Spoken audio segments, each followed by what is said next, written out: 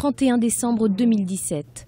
La date butoir des élections présidentielles se rapproche en République démocratique du Congo, mais toujours pas de calendrier électoral. La tension monte dans le pays. Selon la Constitution, le président Joseph Kabila devait quitter ses fonctions le 19 décembre à l'issue de 2 mandats. Samedi 23 septembre, devant la tribune de l'ONU, il a promis la publication prochaine d'un calendrier électoral.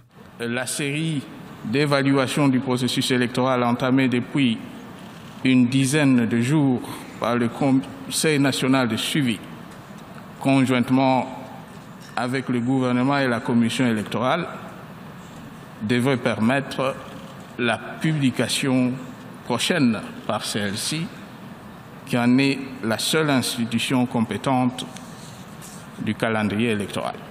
Toujours à la recherche d'une sortie de crise, depuis la signature de l'accord du 31 décembre, les parties prenantes n'ont pas réussi à s'entendre sur les modalités d'application de ce compromis politique entériné en décembre 2016. L'opposition réclame désormais le départ du président. C'est une question de volonté politique. Joseph Kabila, en 5 ans, n'a fait que s'aborder le processus électoral. Il a aujourd'hui l'effet boomerang de sa politique. Il doit partir. Cette élection peut se tenir avant le 31 décembre 2017. S'il veut partir par la grande porte, par une alternance apaisée, c'est encore en son pouvoir aujourd'hui de libérer la CENI, qui est devenue pratiquement un organe spécialisé de son parti.